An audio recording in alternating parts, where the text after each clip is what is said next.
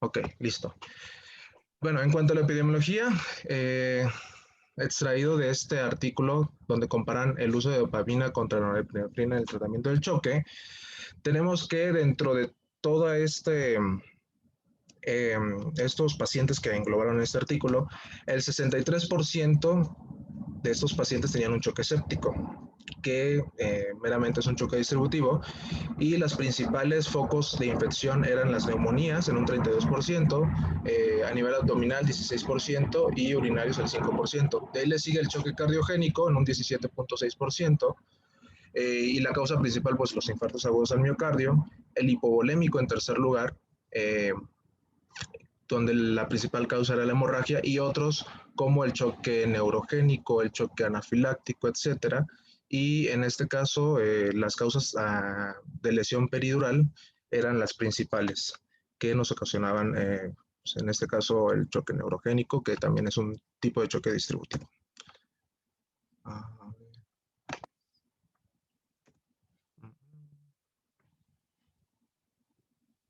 un momento, porque ya se trabó. Ok. Y en este otro estudio, donde hicieron la monitorización del dióxido de carbono en el departamento de urgencias.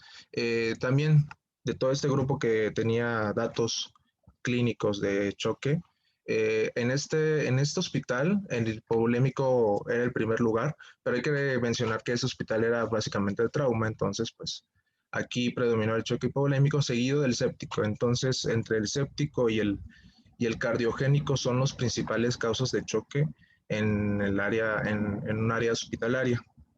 Sí, entonces más o menos para ponerlos en contexto, ¿cuál es el tipo de choque que vamos a encontrar más común? Y pues en nuestro servicio de medicina interna, pues ¿cuál creen que es el más común? Pues sí, el séptico.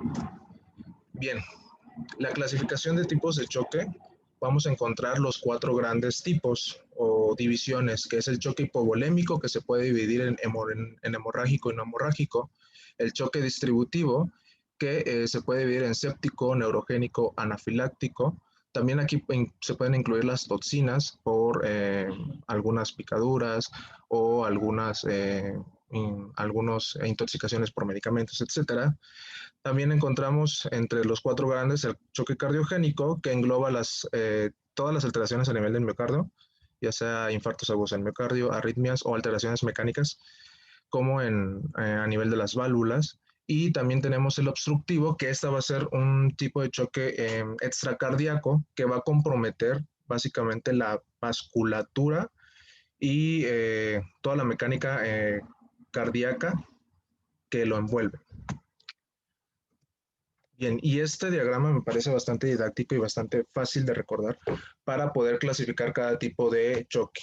Tenemos en el centro la definición de choque, que es un desequilibrio entre la demanda y, y el consumo de oxígeno, ¿de acuerdo? Entonces, ¿cómo se dividen? En cuatro. Tenemos aquí el hipovolémico, que nos refiere al volumen y a la pérdida de volumen. En este caso puede ser una pérdida de volumen por sangre, por fluidos corporales o por plasma. Dentro de la sangre, pues podemos tener pérdidas hemorrágicas o hemorrágicas traumáticas.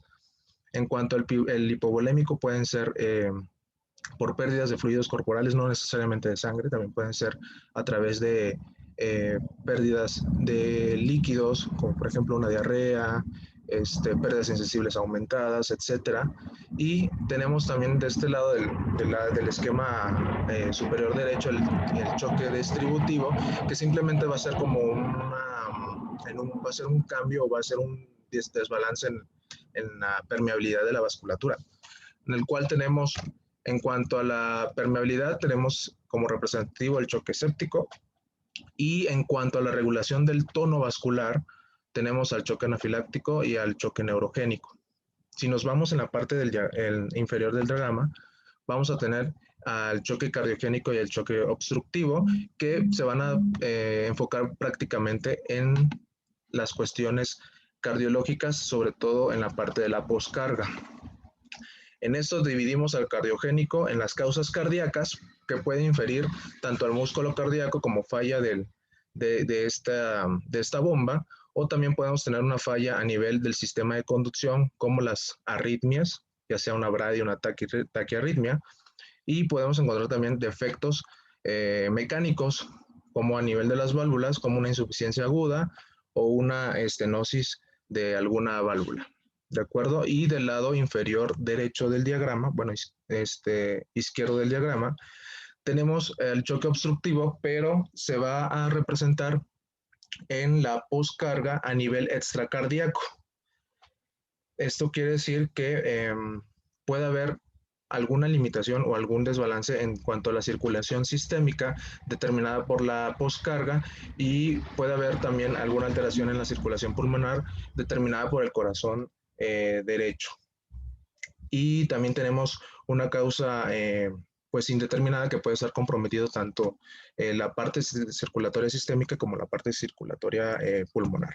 Entonces, básicamente este diagrama engloba todos los 4 tipos de choque que hay, cuáles son las causas, y ahorita, si no me entendieron muy bien, lo voy a ir explicando poco a poco, pero básicamente parte superior, volumen; parte inferior, poscarga o todo lo relacionado con la bomba cardíaca; parte superior izquierda, todo lo que es pérdida de volumen; parte superior derecha, todo lo que es anomalías en la vasculatura, ya sea por falta de regulación del tono o falta de la permeabilidad; y en la parte inferior del diagrama, todo lo que es poscarga o todo lo que interfiera al músculo cardíaco, ya sea por propiedades cardíacas per se, o todo lo que tenga que ver en el exterior cardíaco, que está muy relacionado con la funcionalidad y el espacio de este mismo. Bien, y en cuanto a la fisiopatología del estado de choque, en general, vamos a tener que la presión arterial es igual a gasto cardíaco por resistencia vascular sistémica. Entonces, alguna alteración en estas dos sistemas de regulación nos va a alterar la presión arterial. Entonces, ¿qué es el gasto cardíaco? Pues es volumen sistólico por frecuencia cardíaca. ¿Y qué nos va a dar el tono vascular? Pues básicamente se va a representar en la resistencia vascular sistémica. Por lo tanto, las manifestaciones de una desregulación de estas dos nos va a traducir en hipotensión arterial, una hipoperfusión tisular y a la larga una disfunción multiorgánica. Entonces, en términos generales, el choque tiene que ver con la regulación de esta variable, de la presión arterial, ¿de acuerdo? Si nos vamos al choque hipovolémico, obviamente hay falta de líquidos, hay falta de fluidos, por lo cual el gasto cardíaco va a estar disminuido, pero la resistencia vascular sistémica va a estar aumentada. Esto quiere decir que la regulación del tono va a ser aumentar la presión para tratar de compensar el gasto cardíaco o el llenado ventricular, en este caso, y una de las representativas igual la pérdida de volumen. En cuanto al distributivo, la única diferencia es que la resistencia vascular sistémica va a estar disminuida, pero el gasto cardíaco va a estar aumentado. Esto es para tratar de compensar la vasodilatación que se presenta a nivel sistémico, y por eso se aumenta el gasto cardíaco. Perdón. Ok. Y de esos tenemos al séptico, que básicamente la definición de choque séptico es sepsis más el uso de vasopresor para mantener una PAN perfusoria de mayor a 65 milímetros de mercurio. En cuanto al anafiláctico, puede haber una sobrerespuesta a algún alérgeno. Y en cuanto al neurogénico, pues va a haber una pérdida del tono simpático, que no va a poder que se va a perder la regulación de los vasos sanguíneos para mantener una presión arterial adecuada. En cuanto al cardiogénico, va a existir un gasto cardíaco disminuido y una resistencia vascular sistémica para tratar de compensar esta falla de bomba. Y dentro de esos ejemplos, pues tenemos infarto agudo del miocardio, las arritmias, valvulopatías y hasta miocardiopatías también se hacen presentes. Y en cuanto al obstructivo, va a haber una falla diastólica, igual con un gasto cardíaco bajo y una resistencia vascular sistémica aumentada, donde va a haber alteraciones en la precarga, y eso es a lo que me refiero con que tiene que ver con la regulación o con todo lo que no dependa internamente de la bomba cardíaca. Por ejemplo, si podemos tener una hemotoras, una tromboembolia pulmonar, que son sistemas que van a tratar o se relacionan muy bien con el corazón, pero va a haber alguna opresión, va a haber alguna resistencia posterior, por ejemplo, en la tromboembolia pulmonar va a haber una resistencia a nivel de la vena pulmonar que va a hacer que no pueda realizar adecuadamente la función el músculo cardíaco. Y igual en neumotórax va a estar comprimiendo tanto al corazón que no va a dejar expandirse adecuadamente y eso va a ocasionar fallas en el músculo cardíaco. Y eso se va a traducir a nivel sistémico en una hipotensión y en un gasto cardíaco pues disminuido. Entonces, básicamente... Aquí vamos a hacer una pausa. ¿Se acuerdan? Bueno, las cánulas de alto flujo que ahorita están colocando, ¿han visto cuando intuban qué es lo que pasa?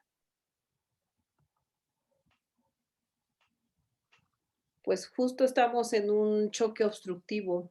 La presión en la vía aérea que se maneja con las cánulas de alto flujo es hasta 5 o 6 centímetros de presión inspiratoria. Y esto, si no se mantiene al momento de pasarlo a un medio de ventilación invasiva, esto es, tendríamos que pasar por un no invasivo antes, se colapsa lo que es la vena cava inferior, tenemos disminución del gasto cardíaco derecho, y esto es igual a aumento de las resistencias vasculares sistémicas y me va a aumentar la alteración en la precarga. Lo que están viendo ustedes es un choque obstructivo. Síguele, Odín. Gracias. A ver, perdone, es que... Ok, entonces este diagrama extraído de este artículo de la New England Journal donde nos habla sobre el choque circulatorio, nos representa básicamente cuáles son las manifestaciones clínicas y cuáles son las alteraciones hemodinámicas que se van a presentar a nivel sistémico. Al presentarse una hipotensión arterial, va a haber datos clínicos que nosotros vamos a poder observar a simple vista. Básicamente no todo lo que es hipotensión es choque, entonces hay que estar con los ojos bien puestos en eso. Antes se hablaba que si está hipotenso está chocado y básicamente no siempre es así porque podemos tener pacientes que están con una TA normal o incluso están hipertensos pero se están chocando y esa es como que la fase previa, la fase regulatoria del inicio del estado de choque. Entonces, este diagrama trata de conjuntar todo eso. Se enfoca básicamente en las tres ventanas que los vamos a ver más adelante, en donde podemos ser un poquito más certeros para diagnosticar si un paciente se está chocando o no. Entonces, va a haber alteraciones a nivel cerebral, alteraciones a nivel de conciencia, puede estar ansioso, puede estar muy somnoliento, va a haber alteraciones a nivel de la piel, puede estar muy fría, puede estar muy caliente, puede estar muy diaforético y también va a haber alteraciones a nivel renal y eso se traduce en un menor gasto urinario. Entonces, no todo lo que es hipotensión es choque.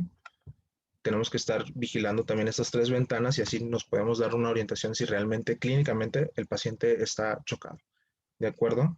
Entonces, si tenemos estos datos, si están presentes, pues ya podemos orientarnos un poco al choque circulatorio. Obviamente más adelante vamos a ver qué, qué maniobras o qué estudios podemos realizar para poder confirmar esto. Y aquí nos comenta sobre la estimación de la medición de la poscarga o de la saturación venosa central de oxígeno. Si está normal, pues podemos si está normal o alta, podemos traducirlo en que pueda haber un choque distributivo o un choque hipovolémico. Pero si está baja, podemos medir la presión venosa central. Y en este caso, si la presión venosa central está baja, quizá nos está faltando líquidos al paciente y está cayendo en un choque hipovolémico, pero si está alta, podemos inferir que hay algo que no está dejando llenar completamente a la aurícula derecha y al ventrículo derecho, y por ello podemos pensar que a lo mejor hay un fallo de bomba o hay un fallo extracardíaco. Entonces este esquema está como que bastante resumido, pero más adelante se los voy a explicar bien para que lo puedan comprender perfectamente y así cómo diferenciar un tipo de choque de otro.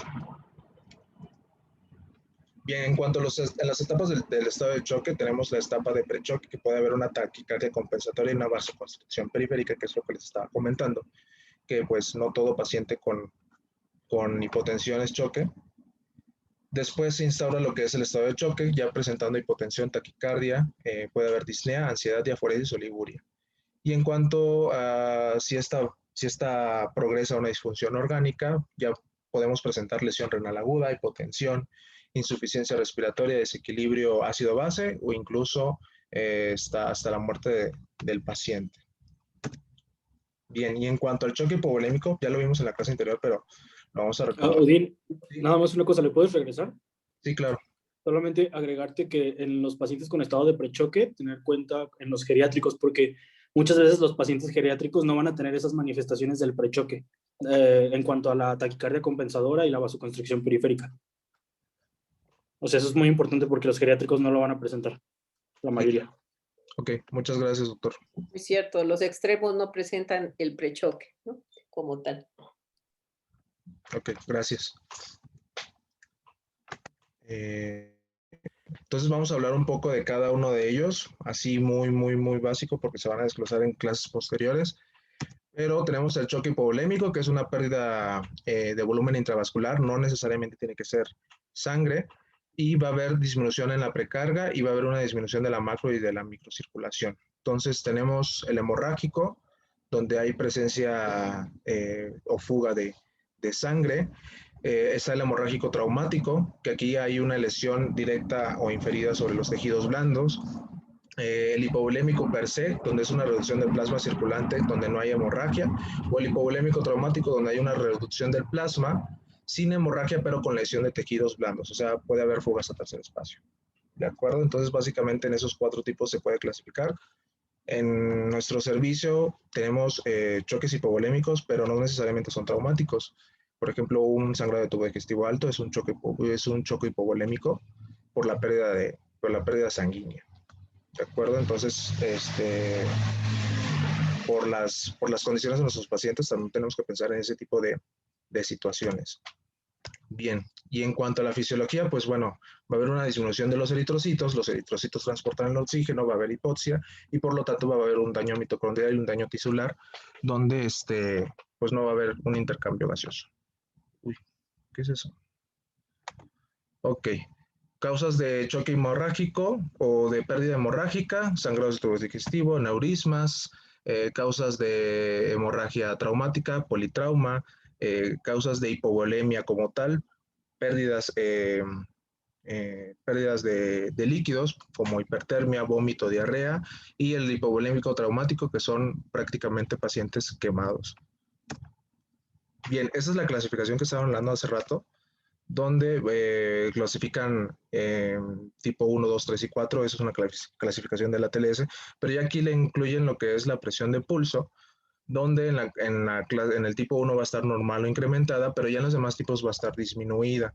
Entonces, como les estaba mencionando hace rato, sí hay que poner un poco más de atención, no tanto en que si está hipotenso, en que cómo está su frecuencia cardíaca, etcétera, sino básicamente en el estado mental del paciente, la piel, cómo está, si está fría, pálida, moteada, etcétera, y en el gasto urinario, cómo está, si está disminuido, si está normal.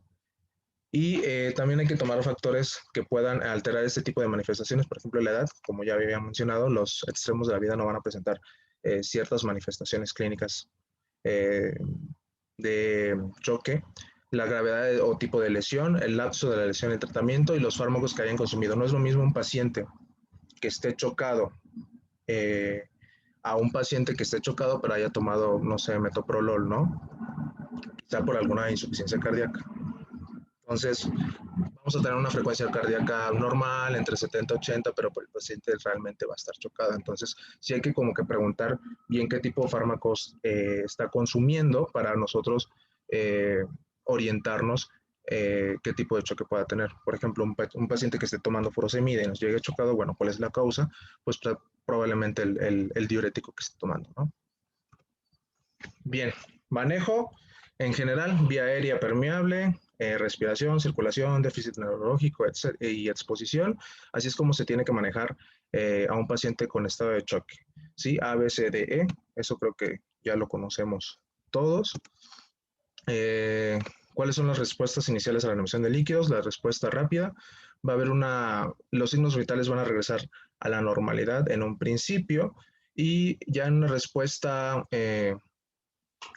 transitoria, la pérdida de sangre se puede estimar en moderado o continua, o puede ser una pérdida severa. Y pues bueno, dependiendo de la respuesta que tenga el paciente, van a ser las medidas que se pueden tomar y el pronóstico que va a tener este paciente. ¿De acuerdo? Choque distributivo, ya lo habíamos mencionado. El choque distributivo es una regulación o una pérdida del tono vascular por desplazamiento de volumen o alteración de la permeabilidad vascular. Se puede subclasificar en choque séptico, choque neurogénico y choque anafiláctico. Ahorita vamos a desglosar cada tipo de estos. Y pues básicamente el choque séptico, su definición es una sepsis más uso de vasopresor para mantener una TAM perfusoria mayor a 65 milímetros de mercurio, con la presencia de un lactato mayor a 18 miligramos o 2 minimoles. Esa es la clasificación de SOFA que nos evalúa básicamente la mayoría de los sistemas del cuerpo. Y pues bueno, en cuanto a su fisiopatología, va a haber una disfunción endotelial presentando una vasodilatación y cambios en la permeabilidad. Bien, estos cuadros que puse aquí son extraídos de la guía de la Survivor Sepsis del 2016, en donde el diagnóstico, pues bueno, hay que hacerlo con clínica, y para tener más certeros qué tipo de germen nos está causando choque séptico, pues se tienen que mandar a hacer cultivos lo más pronto posible. Tratamiento, dar antibióticos lo más pronto posible también, de preferencia en la primera hora, porque si se desfasa el inicio de antibióticos, el riesgo de mortalidad aumenta. Y también recomiendan la administración de 30 mililitros por kilo de cristaloides intravenosos, pero no todos los pacientes van a responder a volumen, y eso lo vamos a ver más adelante. Y se recomienda el uso de norepinefrina en este tipo de pacientes que no son respondedores a volumen, para tratar de mantener un tono vascular adecuado. Bien, en cuanto al choque neurogénico, es un estado de desequilibrio entre la regulación simpática y parasimpática. Podemos tener lesión presináptica, postsináptica y a nivel central. ¿De acuerdo? ¿Cuáles son las causas de este tipo de choque? La lesión médula espinal se lleva el primer lugar con la presencia de un 15 a un 20% de causas en pacientes que presentan choque neurogénico, perdón. Y el manejo, pues básicamente es con resucitación de fluidos y vasopresores e inotrópicos, y obviamente tratar la causa que desencadenó el choque neurogénico. Bien, y en cuanto al choque anafiláctico, pues va a ser un estado de vasodilatación mediada por histamina y una mala distribución de los flujos.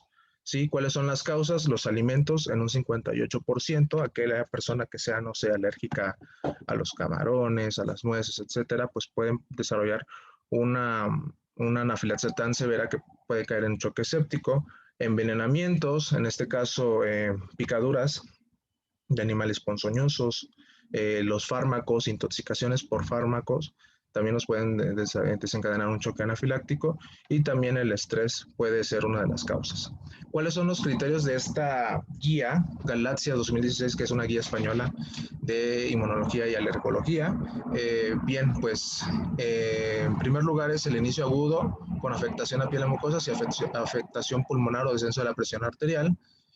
Puede también presentar un inicio aguda al corroborar el contacto con algún alérgeno, o el descenso de la tensión arterial menor a 90 milímetros de mercurio o mayor al 30% de manera aguda ante un alérgeno. Cualquier de estos criterios, con que cumpla uno de ellos, podríamos clasificar a este paciente como un paciente en choque anafiláctico.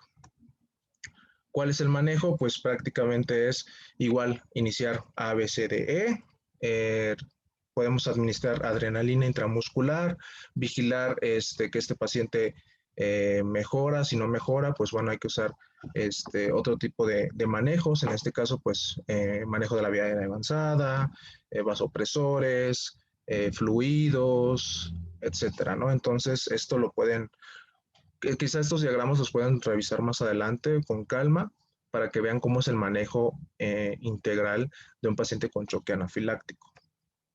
Y en cuanto al choque cardiogénico, prácticamente es una reducción de la capacidad del bombeo causado por presión sistólica o difusión diastólica, que esto va a conducir a una reducción de la fracción de eyección del ventrículo izquierdo. ¿Sí? Los criterios son una sistólica menor de 90 milímetros de mercurio o una presión media de 30 milímetros de mercurio por debajo del valor inicial y un índice cardíaco menor a menos de 1.8 litros por minuto por metro cuadrado sin soporte farmacológico o menos de 2 si ya tiene manejo farmacológico. Entonces, ¿cuál es la causa? Puede haber una isquemia, una inflamación, lo que va a condicionar un fallo en el músculo cardíaco, y esto obviamente al reducir el gasto cardíaco va a haber una vasoconstricción para tratar de compensar ese flujo o ese volumen, y por lo tanto va a haber una disregulación, o obviamente ya no se van a mantener este tipo de regulación autonómica, y es por eso que el paciente puede caer en choque. ¿Cómo lo están clasificando? De acuerdo a este colegio americano de cardiología intervencionista, ya lo clasificaron. Antes había otra clasificación, la verdad no la recuerdo, pero esta es la última clasificación que salió hace 2 años, donde clasifican al paciente en riesgo, donde no presenta signos ni síntomas de choque cardiogénico, pero está en riesgo de desarrollarla. ¿Sí? Entonces, pacientes que tengan antecedentes de algún infarto agudo al miocardio pueden ser potencialmente candidatos o potenciales para poder desencadenar un choque cardiogénico. La clasificación B o la parte B son pacientes que evidencian hipotensión relativa a taquicardia, pero no tienen datos de mala perfusión sistémica. El choque cardiogénico clásico, donde ya hay hipoperfusión como tal, y a pesar de que le estén dando reanimación hídrica. En la clasificación D hay un deterioro o fatalidad, donde hay un paciente, es muy parecido a la C, pero no va a responder adecuadamente al manejo farmacológico. En este caso, pues los inotrópicos son como que lo ideal, o más bien son lo ideal para que la funcionalidad cardíaca se mantenga. Y en extremo, pues bueno, ya el paciente va a caer en un paro cardiorrespiratorio, a pesar de tener todas estas medidas que le están dando para que el músculo cardíaco siga trabajando adecuadamente. Y bueno, este es el manejo como tal del choque cardiogénico, en donde va a haber criterios de refractoriedad, por ejemplo, un índice cardíaco menor a 2.2, que el lactato esté elevado, va a haber también ciertas evaluaciones hemodinámicas, por ejemplo, si está el ventrículo izquierdo dominante, si la causa es ventricular derecha o ventricular izquierda, si hay datos de hipoxemia, etc. Entonces esto ya lo checan un poquito en casa para que lo puedan entender y lo puedan emplear en algún paciente con choque cardiogénico. Muy bien, ¿alguien tiene alguna duda o algo? ¿O ya queremos terminar todos? Sí me oyen, ¿verdad? Sí, sí tenemos. Okay. Sí. Ok, pasamos al choque obstructivo así muy rápido, que básicamente es una obstrucción de los grandes vasos o del corazón en sí mismo, que va a conducir a una disminución del déficit cardíaco. En cuanto a las condiciones que van a restringir la contracción cardíaca, vamos a tener el taponamiento cardíaco, alguna pericarditis constrictiva o alguna cortación de la aorta. Y en cuanto al extracardíaco, podemos tener una tromboembolia pulmonar, hipertensión pulmonar, incluso un neumotórax.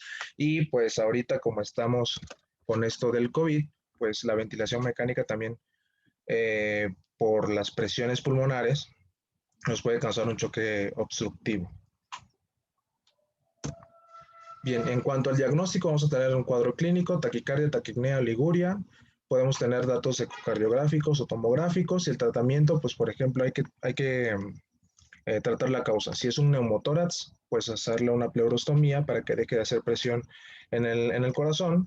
Si es un tamponade, pues quitar ese líquido que tiene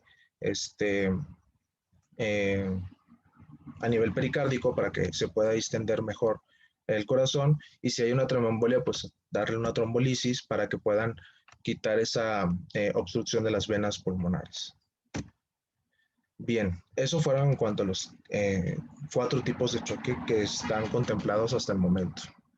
Bien, y ahora en cuanto a la evaluación y el manejo del choque en general, obviamente, como ya les había mencionado, tenemos el ABCDE, donde vamos a ver vía aérea permeable, que esté respirando bien el paciente, mantener una circulación adecuada, para evaluar el estado neurológico del paciente, evaluar completamente al paciente, eso es en exposición.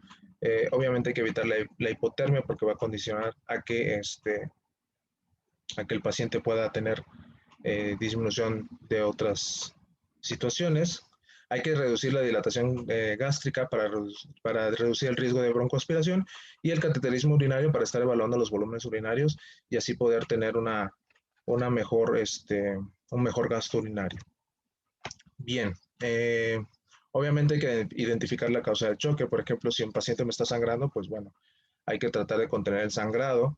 Si hay que preparar al paciente, en este caso, pues hacer todo, ¿no? La evaluación. Mi paciente está en choque, hay que mantener una vía aérea permeable, igual ponerles catéter, ponerle sonda urinaria, o sea, tener bien medido a ese paciente y bien controlado para saber los objetivos, si los estamos alcanzando o no. Y pues bueno, esta mnemotecnia de BIP, que el extraje de este artículo del choque circulatorio, nos menciona que para que un paciente que tenga un estado de choque pueda estar adecuadamente pues cuidado, debe tener ventilación adecuada, una infusión de líquidos y agentes vasoactivos que mantengan las condiciones hemodinámicas estables.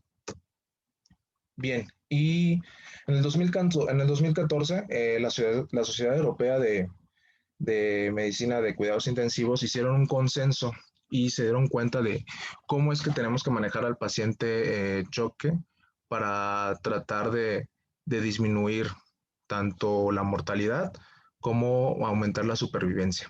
Entonces ellos hicieron unas preguntas. En este consenso del 2014 se preguntaron cuáles eran las condiciones epidemiológicas y fisiopatológicas del choque, cómo se debe monitorear en la precarga, cuándo monitorear en la postcarga y cuáles son los marcadores de microcirculación a evaluar.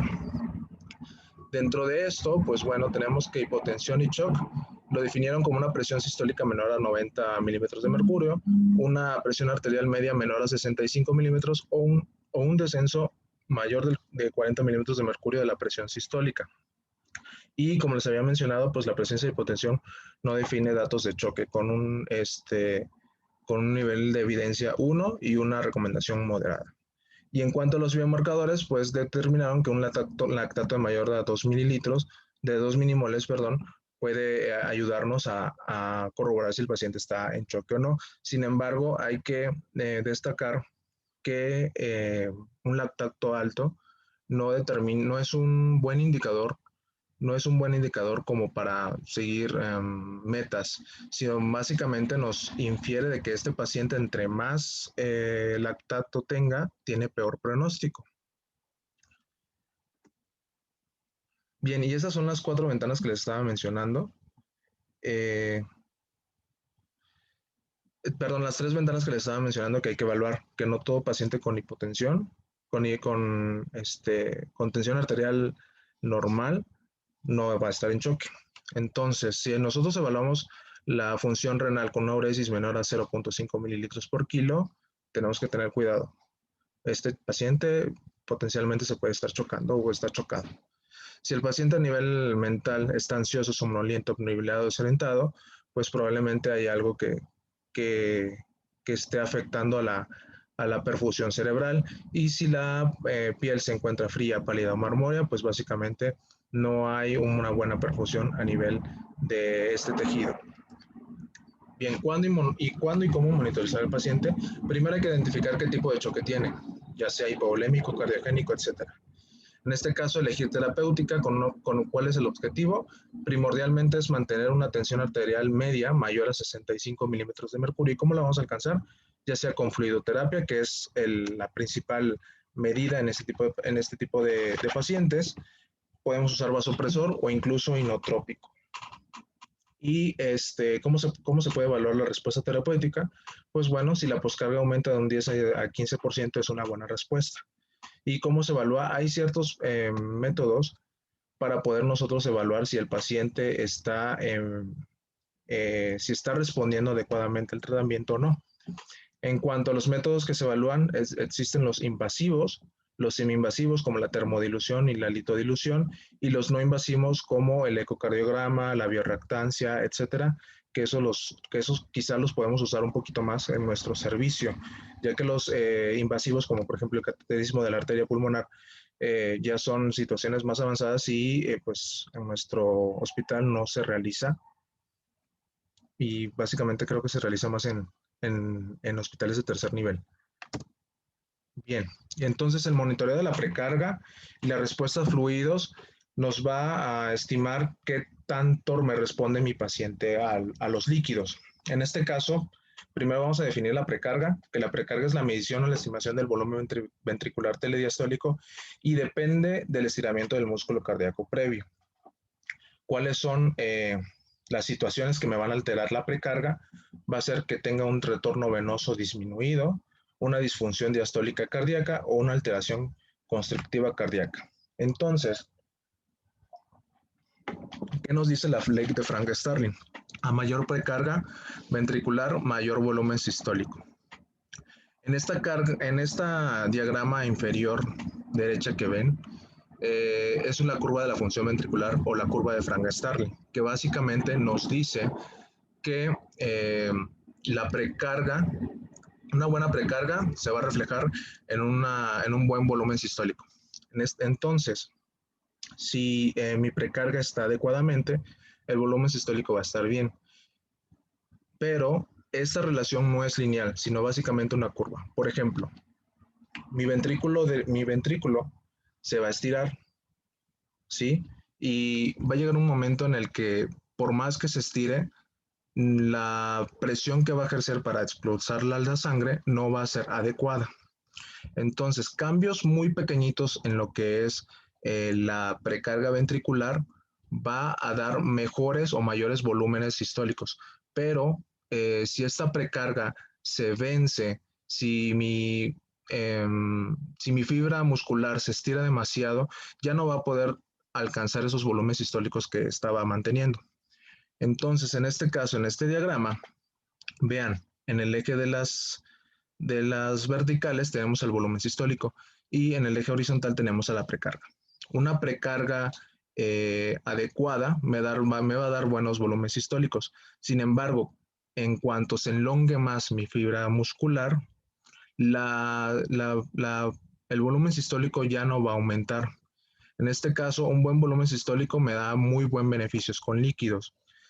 Pero si existe una elongación demasiada y ya no, mi volumen sistólico ya no va a ser adecuado, ya no me van a beneficiar más el volumen. Al contrario, va a tener un efecto deleterio, por lo cual podemos causar fuga de terceros espacios, podemos causar derrames pleurales, etcétera, que nos van a condicionar a que el paciente tenga una peor condición y un peor pronóstico.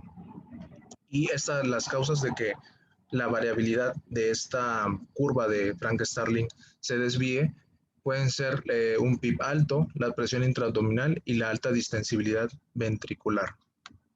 Y para ello, para poder medir cómo está mi gasto cardíaco, podemos usar variables estáticas, como la presión venosa central, que nos va a medir el volumen que llega a nuestro corazón derecho y nos va a reflejar cómo está la función ventricular derecha.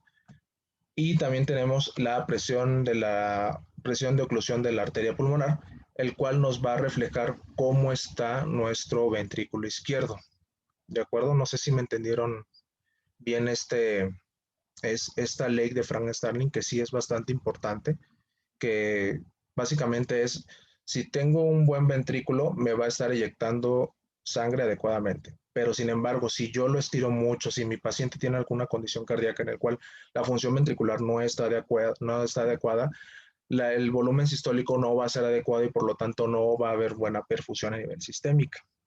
En este caso, si mi músculo cardíaco está adecuado, si tengo una precarga conservada, me puede responder a líquidos. Pero ¿para qué le voy a aumentar más líquidos si mi músculo cardíaco no está funcionando? Entonces, todo ese líquido va a tener un efecto malo a nivel sistémico en mi paciente. ¿Me entendieron? ¿No me entendieron? ¿Me hice bolas? Y quiero que quede como que muy en claro en esto, para que podamos ver ahorita todo lo que son las variables estáticas y las variables dinámicas. Entonces, esta imagen que apenas pasaron por ahí en un grupo, evalúa todo lo que es la respuesta a fluidos y a la tolerancia que tiene la bomba cardíaca y cómo la podemos medir. Como lo había mencionado antes, las variables estáticas son esas condiciones que nos van a determinar cómo está el funcionamiento tanto ventricular derecho como ventricular izquierdo. En este caso, la PVC y la presión de oclusión de la arteria pulmonar respectivamente. Y las variables dinámicas nos van a dar más bien una cuantificación de qué tanto me puede responder un paciente al volumen. Si responde adecuadamente al volumen, pues bueno, le aventamos el chorro de volumen, y si no me responde adecuadamente al volumen, pues tenemos que buscar otra terapéutica para tratar de mantener esa resistencia vascular sistémica adecuada y ese gasto cardíaco adecuado. Dentro de las variables dinámicas, tenemos la variación de presión de pulso, y también tenemos al gasto cardíaco. También tenemos, en cuanto a las dinámicas que podemos realizar también en nuestro servicio, podemos tener la elevación pasiva de piernas y el reto de líquidos, que ahorita lo vamos a ver más adelante. Entonces, obviamente para tener este monitoreo más adecuado se tienen que utilizar otro tipo de técnicas. En este caso, así como comprometí ya la doctora, pues podemos usar un ecocardiograma. Sin embargo, pues no lo tenemos en nuestro servicio, entonces yo quiero saber qué tanto se va a beneficiar o qué tanto le puedo meter de líquido a un paciente y si realmente le va a servir. Entonces, tenemos esta evaluación, que es la elevación pasiva de piernas, que básicamente es tener al paciente en supino y pasar y acostar al paciente y elevar las piernas en un ángulo de 45 grados. Y esto es como si le pusiéramos una carga de 300 mililitros de solución al paciente, porque va a aumentar el retorno venoso, y ese retorno venoso va a repercutir en la función cardíaca. Entonces, ¿se acuerdan de la curva de Frank Starling? Bueno, pues en el eje horizontal está la precarga y en el eje vertical está el volumen sistólico. Entonces, si aumenta, obviamente va a aumentar lo que es el volumen sistólico a expensas de la precarga por ese volumen que nosotros restituimos, ¿sí? ¿Y cómo es que lo vamos a evaluar? Bueno, si hay un incremento del 10% del gasto cardíaco, quiere decir que nuestro paciente sí nos va a responder a volumen y él sí se va a beneficiar de esta terapéutica, con una sensibilidad del 86% y una especificidad del 90%. Si nuestra presión de pulso aumenta por arriba del 9%, también se va a beneficiar de esta terapéutica. Y si nuestra presión sistólica es mayor al 17%, también se va a beneficiar, aunque la sensibilidad es menor que las dos mediciones anteriores. Bien, ¿y el reto de líquidos cómo lo podemos hacer? Bueno, tenemos la propuesta de Well, que es administrar de 50, 100 hasta 200 mililitros en intervalos de 10 minutos. Incluso hay literaturas que mencionan que pueden ser hasta 3 mililitros por kilogramo de peso o 4 mililitros para no infundir tanto de líquido a un paciente. Y si hay un aumento en la variabilidad del volumen sistólico de un 10 a un 15%, mi paciente se va a beneficiar de esta terapéutica. Incluso también podemos usar la presión venosa central, que básicamente es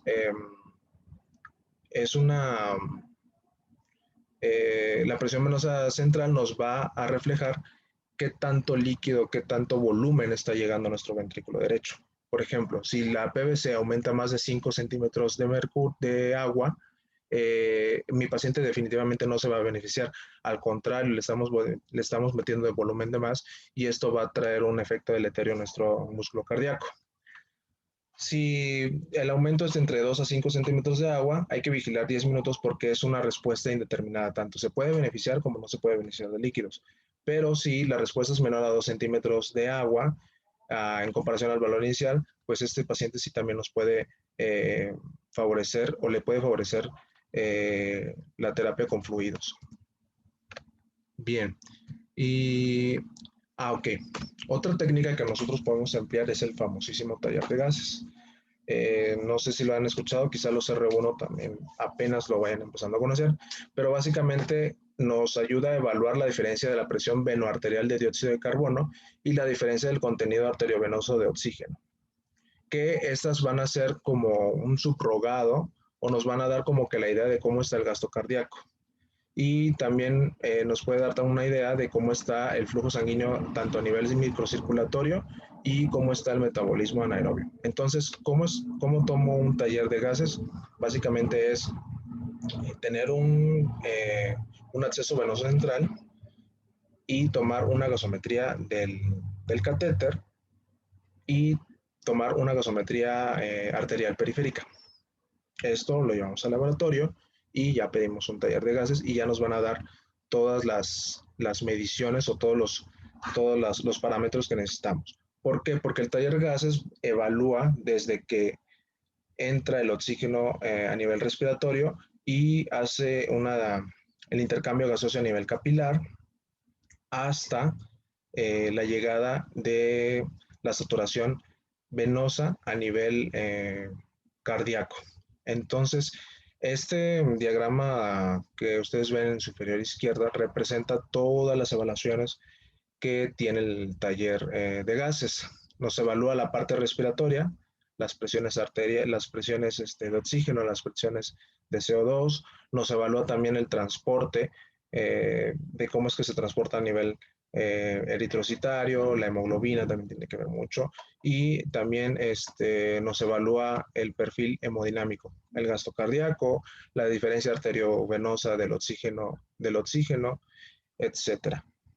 Entonces, nosotros ya tenemos un resultado y evaluamos. En este algoritmo que tenemos del lado derecho, podemos valorar si la saturación venosa central de oxígeno está elevada. Podemos evaluar si hay una utilización del oxígeno deficiente y esto va a condicionar la hiperoxia. Si tenemos una extracción de oxígeno menor al 20%, esto condiciona que el paciente se encuentre hiperdinámico y con un metabolismo celular disminuido.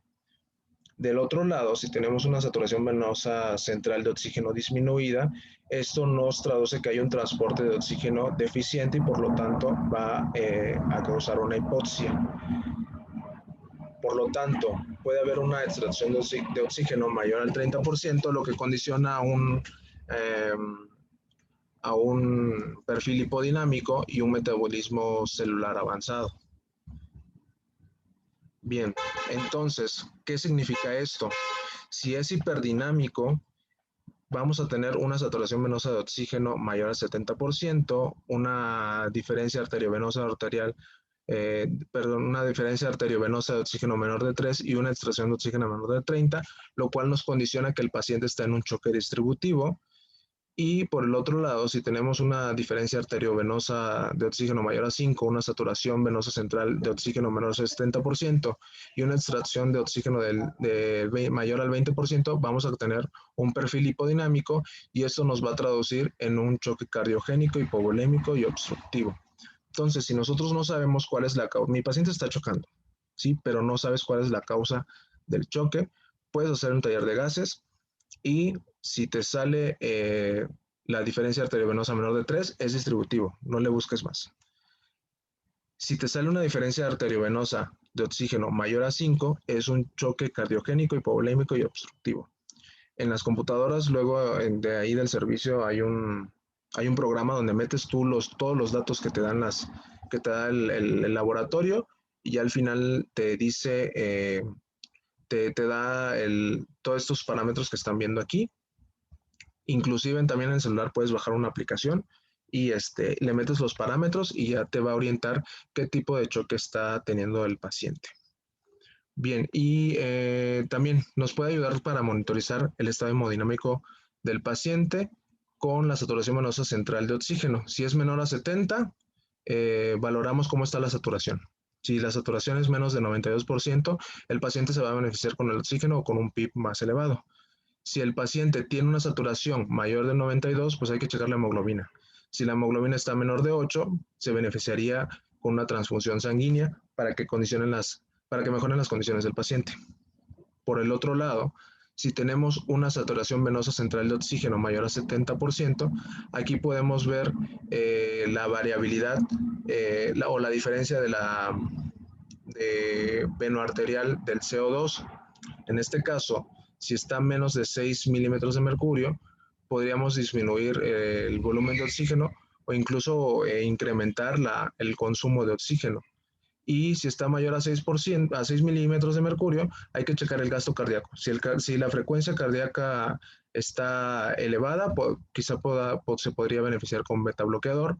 Si la precarga está disminuida, se podría beneficiar con líquidos. Si la contractibilidad hay un problema ahí, se podría beneficiar con inotrópico. O si la poscarga está disminuida, se podría beneficiar con el vasopresor.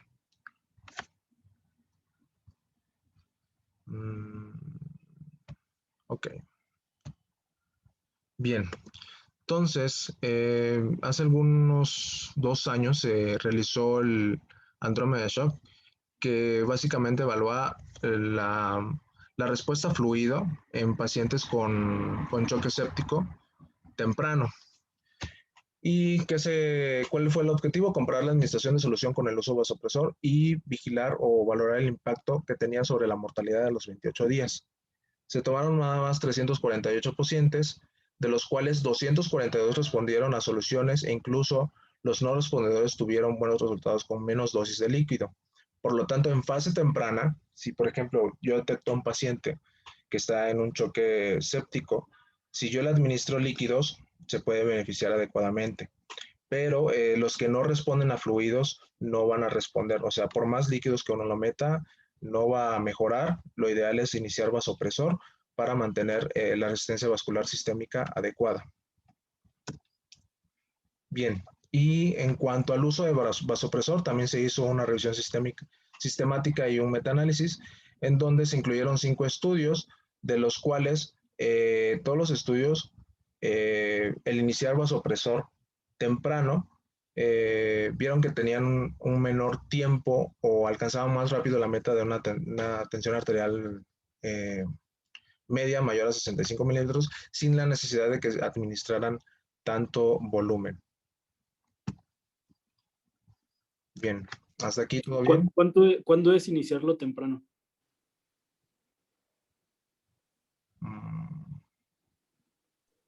Híjole, ese no tengo el dato, loco.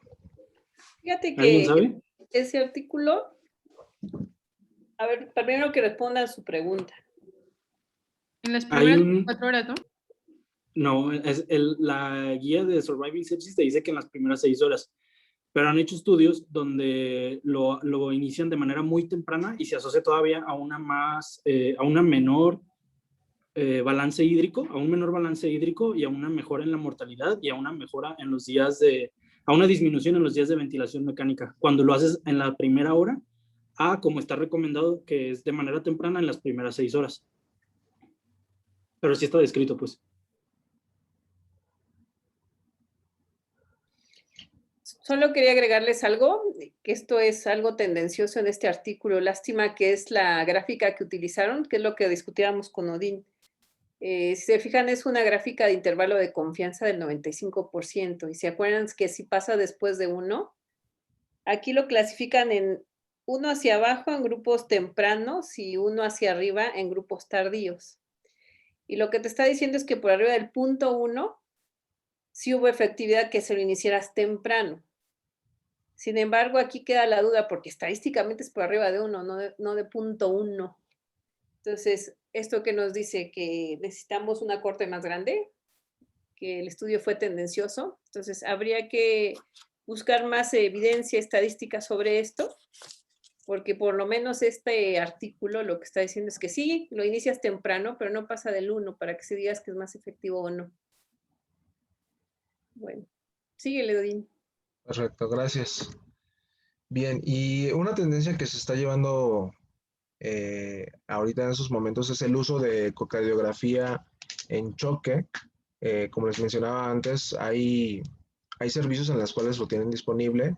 Lamentablemente nosotros no, pero próximamente yo sé que sí.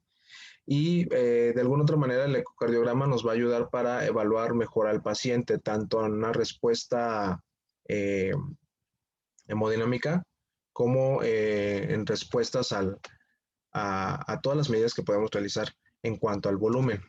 Bien, y en cuanto a la comparación de las características clínicas y Sí. fisiológicas, ¿sí? ¿Alguien habló? No sé. Yo, Artur, no sé si se escucha, no tengo muy buen internet. Sí, sí. Nada más antes de que pases a Eco, nada más hacer unos comentarios sobre la parte pasada. O sea, acuérdense que lo más importante de choque es que es un estado de disfunción aguda microcirculatoria que te va a llevar a hipoperfusión. Puede estar con o sin hipotensión. Entonces, lo que nosotros vamos a evaluar con estos son datos de disfunción microcirculatoria. Y eso es muy importante porque ahí cuando lees el taller de gases, pues sí te saltas un montón de cosas que son muy importantes. Como tal, un taller hemodinámico de gases sí tiene buena sensibilidad a la hora de sacar el principio de Fick.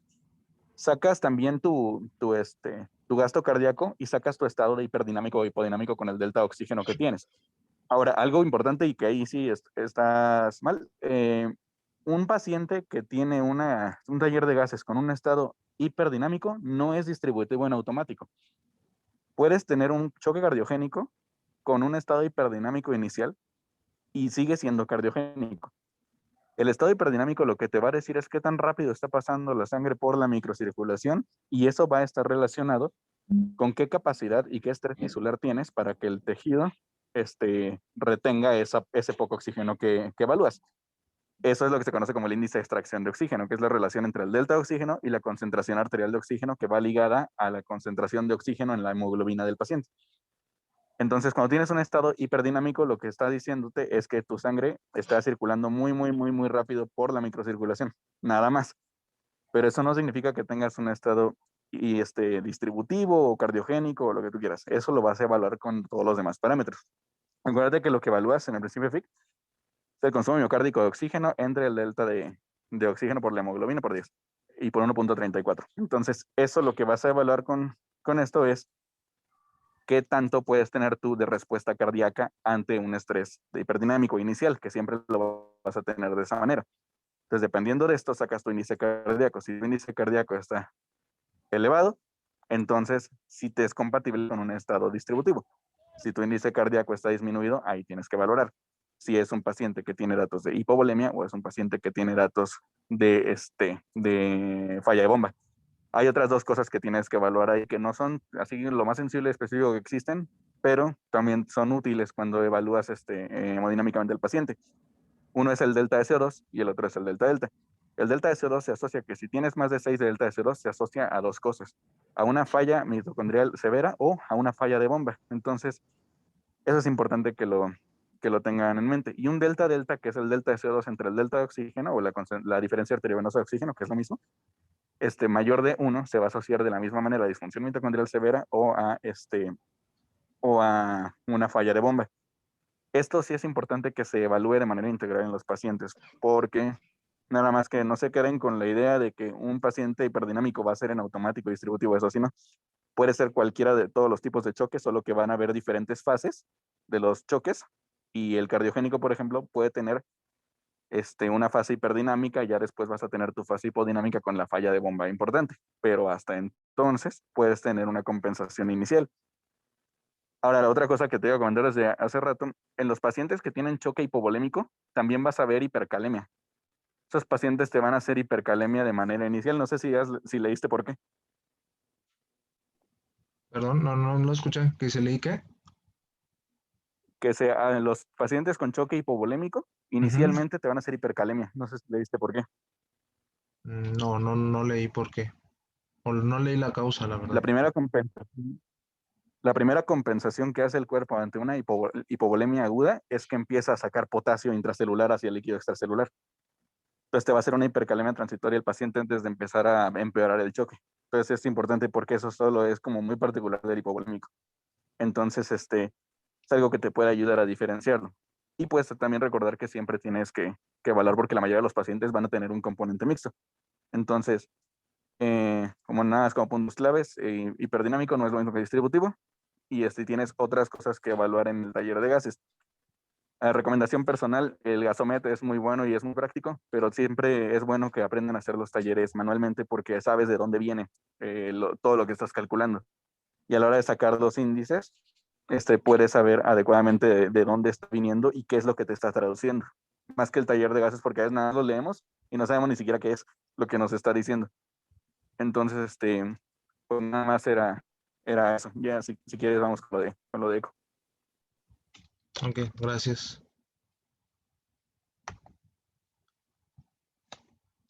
Bien, ¿qué me quedé? Ah, sí, el ecocardiograma en choque, pues bueno, ahorita ya muchos servicios están utilizando.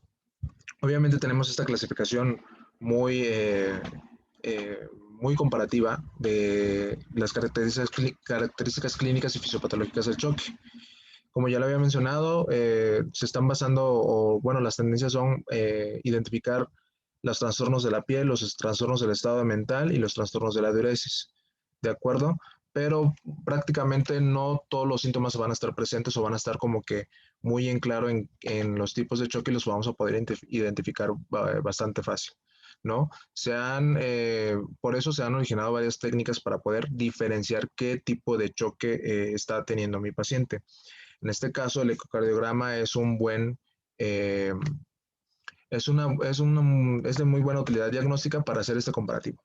Entonces, en 2010, 2012 aproximadamente, se hizo este protocolo Roche.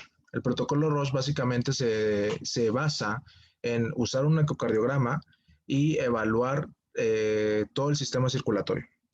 Y se enfocó en 3 pilares: la bomba, que es el corazón; el contenido, que es todo lo que abarca el corazón, en este caso toda la caja torácica; y las tuberías que van a ser los vasos. Entonces, al evaluar esos 3 componentes, se puede identificar fácilmente qué tipo de choque puede tener este paciente.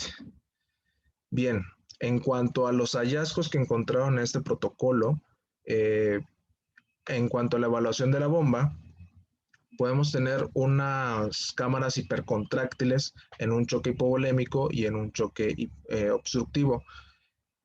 Y en una etapa temprana se puede presentar en el obstructivo. Sin embargo, en el cardiogénico van a estar hipocontráctiles. ¿Por qué? Porque básicamente el choque cardiogénico es un folla de bomba como tal.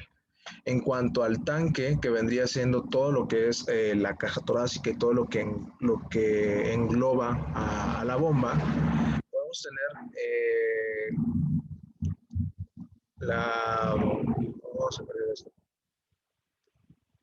la vena cava inferior plana en un choque hipovolémico, pero en el resto de los choques puede estar distendida. ¿Por qué? Porque no hay una deficiencia de volumen en ellas. Entonces, en el hipovolémico sí va a estar un poco plana. Y en cuanto a las tuberías, pues aquí evaluamos todo lo que haya a nivel del sistema vascular, ya sea obstrucciones. Por ejemplo, en el obstructivo podemos valorar si hay una trombosis venosa profunda, una tromboembolia pulmonar, etc. Sin embargo, en los otros tipos de choque, como en el cardiogénico y en el obstructivo, como no va a haber alguna obstrucción que esté condicionando el estado de choque, pues estos se van a encontrar normales.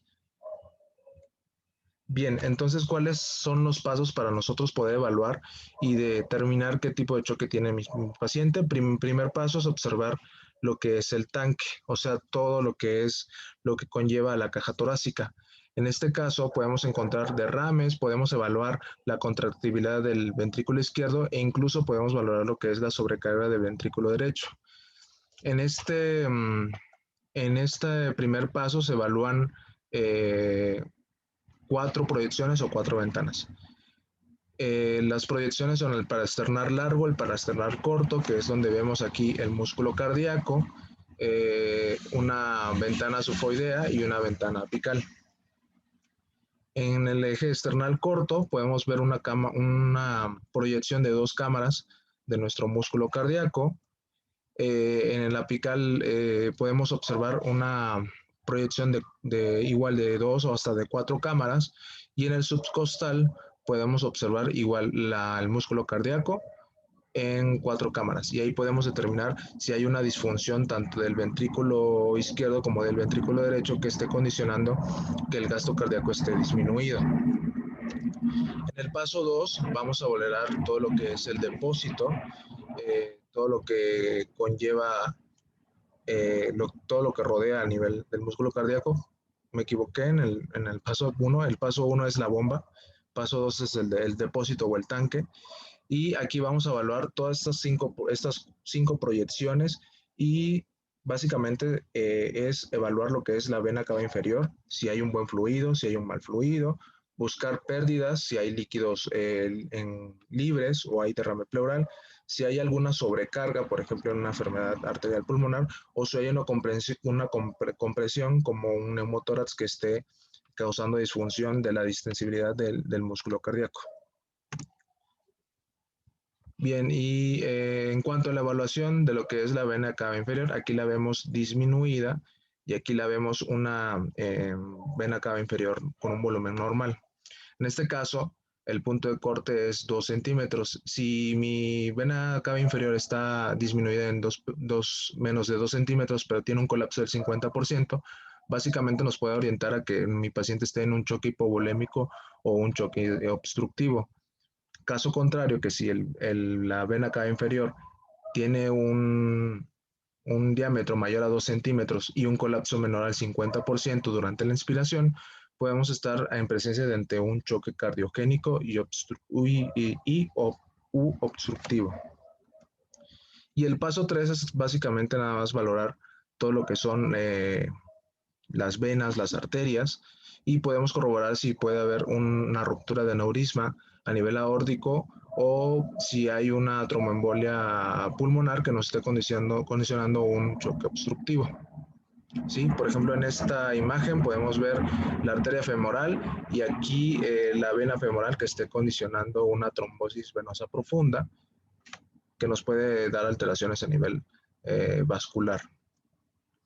Y por último, también como una forma de evaluación para ver si estamos alcanzando los objetivos adecuados para una estabilidad hemodinámica eficiente, se evaluó lo que es la integral de velocidad-tiempo, y este básicamente se observa en lo que es en el tracto de salida del ventrículo izquierdo, en donde, por ejemplo, en el hipovolemia, en todos los tipos de choque se va a encontrar disminuido en menos de 18 centímetros.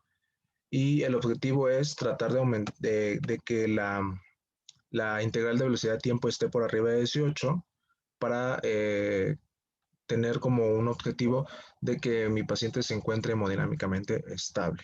Sin embargo, en el distributivo, ahí cambian las cosas, porque puede haber un aumento del más de 22 centímetros de esta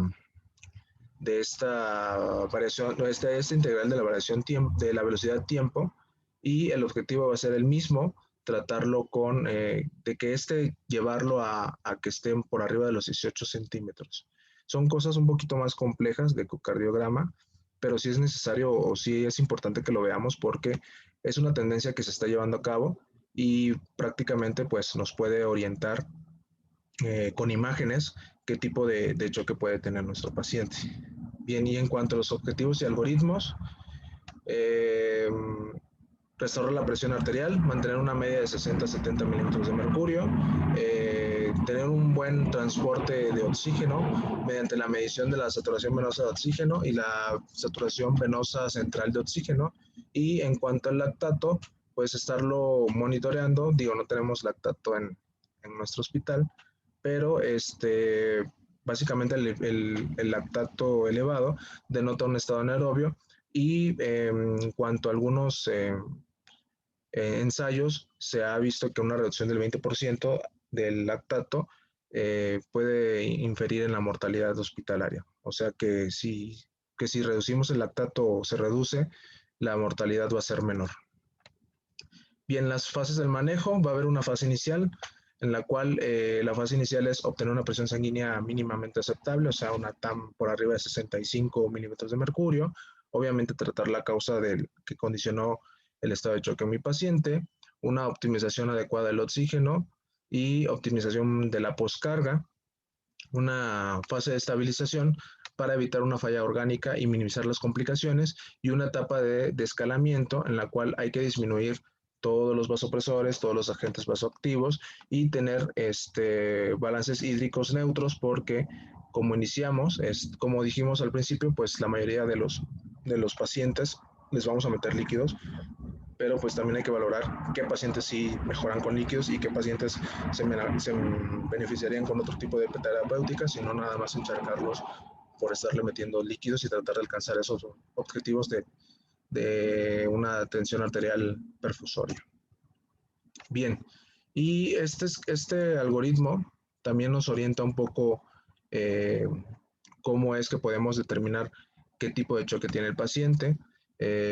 Si nosotros vemos acá en el lado izquierdo del diagrama, vamos a tener cómo evaluar al paciente o cómo tratar al paciente. Primero, vía aérea, identificar si no hay obstrucciones, si no hay alguna alteración en el patrón ventilatorio que me esté ocasionando que el paciente esté con una mala ventilación. Valorar el patrón respiratorio, si está taquipnéico, si la saturación de oxígeno está baja. En cuanto a la circulación, si hay hipotensión arterial, si hay pérdida de volumen, si hay taquiobradicardia. Un llenado capilar también nos puede orientar cómo está hemodinámica nuestro paciente, En cuanto al déficit neurológico, evaluar el estado de conciencia, y en cuanto a la exposición, pues valorar las condiciones de la piel, si está fría, si está caliente, si está moteada, si hay dolor a la palpación, etcétera. ¿Sí? Y pues bueno, en cuanto a la patofisiología, así como podemos evaluar, como lo estaba mencionando en el taller de gases, podemos evaluar nuestro índice cardíaco, nuestra saturación venosa de oxígeno. Si nuestro índice cardíaco o saturación venosa de oxígeno está normal o alta, podemos inferir que el paciente probablemente pueda estar en un choque distributivo. En este caso se puede hacer un ecocardiograma, como lo había mencionado antes. Si no hay anormalidades a nivel de la bomba o a nivel del contenido de pues básicamente nos orienta todavía más a que este paciente está en un choque distributivo, cual pues ya podemos clasificarlo de acuerdo a las condiciones del paciente. En este caso, el mayor aporte de choque distributivo es el choque séptico. Si nos vamos con un gasto cardíaco bajo o una saturación venosa de oxígeno baja, aquí lo podemos determinar en tres condiciones. Si está baja si está baja y la precarga está baja, esto nos puede orientar más a que hay una pérdida de líquido. ¿De dónde? Puede haber sido sangrado, pudo haber sido fuga al tercer espacio, pudo haber sido vómitos, diarrea. Y en cuanto al ecocardiograma, podemos utilizarlo, y si hay un llenado ventricular bajo, pues nos orienta todavía más a un choque hipovolémico, pero obviamente precedido por pérdidas. Y en cuanto a si está alto la precarga, podemos orientarnos un poco más a un choque cardiogénico, usamos el ecocardiograma, y si hay una contractibilidad baja y un llenado ventricular alto, probablemente nuestro paciente esté con un choque cardiogénico.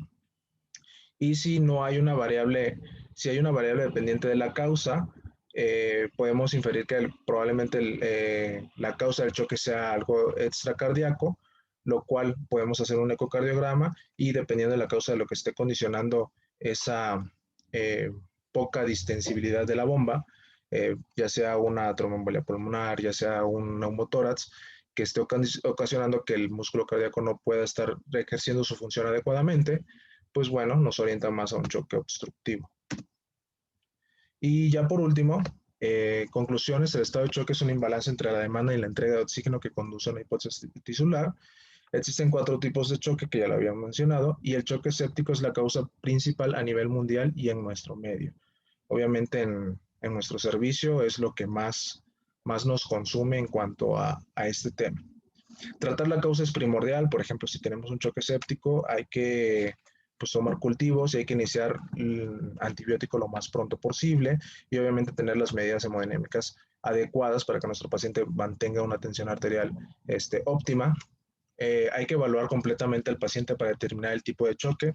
Con estas evaluaciones que estuve comentando durante la clase, lo podemos realizar.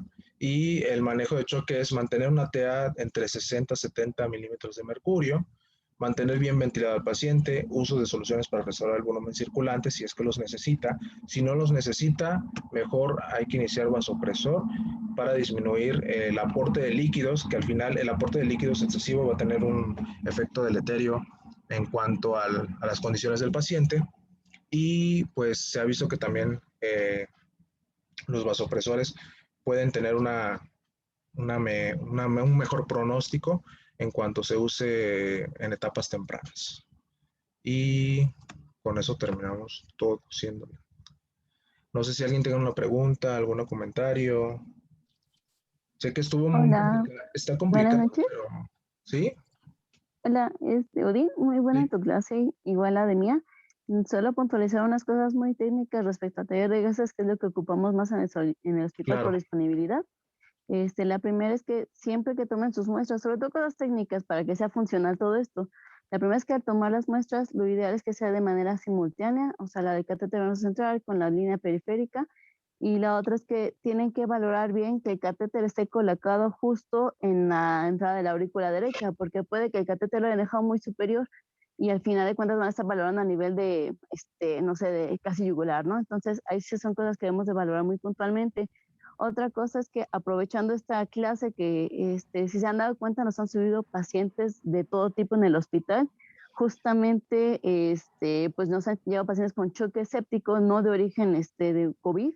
Entonces, como tú mencionas, pues evidentemente tenemos que valorar a nuestro paciente integralmente para descartar que no sea una neumonía en la comunidad o infección de vías urinarias que esté generando realmente el choque, porque al final de cuentas de eso va a depender tu pronóstico. Y si tú le sumas dexametasona a un paciente que pues no tiene nada de estas sintomatologías, pues realmente hay que valorarlo. Y bien, como decía Arturo, en los pacientes que ya le hicimos un taller de gases, muchas veces les van a decir que ya tienen norepinefrina y que tu taller no va a ser valorable. Sin embargo, cuando ya tienes la norepinefrina, puedes seguir tú evaluando lo que es como mencionaba, el índice de extracción de oxígeno, las diferenciales de oxígeno, para que tú puedas determinar si tu paciente, como decían, es hiperdinámico o hipodinámico, o el tipo de choque que tenga. Entonces, siempre tengan en cuenta que aunque tengan norepinefrina ya su paciente, lo que les va a modificar son resistencias periféricas, más tú puedes seguir valorando otros parámetros que te van a orientar al tipo de choque. Y pues nada más, es como cosas muy técnicas que pues hay que ver con los pacientes. Muy bien, Adri. Fíjense que aquí lo importante, sí es muy importante la utilidad del eco, porque eso ya viene revolucionando muchas cosas, pero aquí es importante ser también bien manualitos, ¿verdad? O sea, si tengo mi taller de gases, aprovecharlo, porque puedo categorizar mi choque. Y aparte puedo ver inclusive en qué etapa está. Como les decía, por ejemplo, si ya se dieron cuenta, tenemos muchas complicaciones neumológicas propias por el COVID, que pues prácticamente pues sí son choques sépticos, pero se agregan otro tipo de choque, ¿no? ¿Cuál sería en este caso? Pues un choque obstructivo, ¿no? Como tal, ¿no? Por los neumotórax, por la lesión de tráquea, por las bulas que se rompen, pues son choques pues complejos, no es uno solo. Y la otra es que, pues bueno, por ejemplo, el uso de elevación de piernas, el reto de líquidos, no se les debe de olvidar bajo un paciente con choque, ¿no? Si ya determiné mis 3 ventanas clínicas, ¿cuáles eran? ¿Quién me la puede decir? A ver, Brenda Gobea, ¿cuáles son las 3 ventanas clínicas para un paciente chocado? ¿Cuáles son las que voy a detectar? De la piel. 1.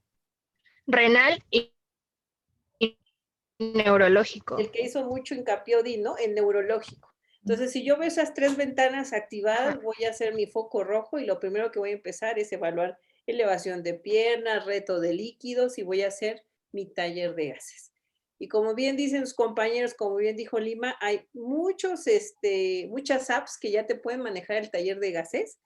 Sin embargo, hay unas apps muy básicas que te manejan la fórmula y un poco del taller de gases que ustedes pueden utilizar para estar practicando y sabiendo qué es lo que van a utilizar. Por ejemplo, el Term App, ahorita se los escribo. Es una app muy sencilla, inclusive trae ejercicios para delimitar tipo de estado ácido base, pero lo importante es que vienen las fórmulas, entonces tú puedes sacar tu fórmula y hacer tu taller de gases y dar la conclusión que tú necesites. Pues muy bien, chicos. ¿Alguna pregunta, duda? Odín, muy buena clase, te felicito. La preparaste muy bien y bueno, esto va ahora sí que en ganancia de todo el grupo, tanto para ti como para tus compañeros. Gracias, muchas gracias. Bueno, chicos, pues ninguna pregunta. ¿Seguros? Que luego los vamos a poner a practicar porque sí me voy a subir un eco por ahí que tienen guardado en investigación para que empiecen a practicar. Ya, consíguenos el eco, doctora, ya, con Sí, eso. no, es que Bayer ya se tardó mucho, mejor voy por el de investigación, para que hagan sus pininos. Por lo menos echen un 4 cámaras y vean bien las cavas. Mínimo. Bueno, chicos, pues si no hay preguntas, damos por terminada la clase para que todos descansen, ya se ven caras cansadas. Y Mucho. puedan continuar su día o su noche si van a estudiar. Bueno, perfecto. Bueno, pues muchas gracias a todos. Buenas noches. Nos estamos viendo. Buenas Hasta noches. luego, hasta luego. Gracias. Adiós.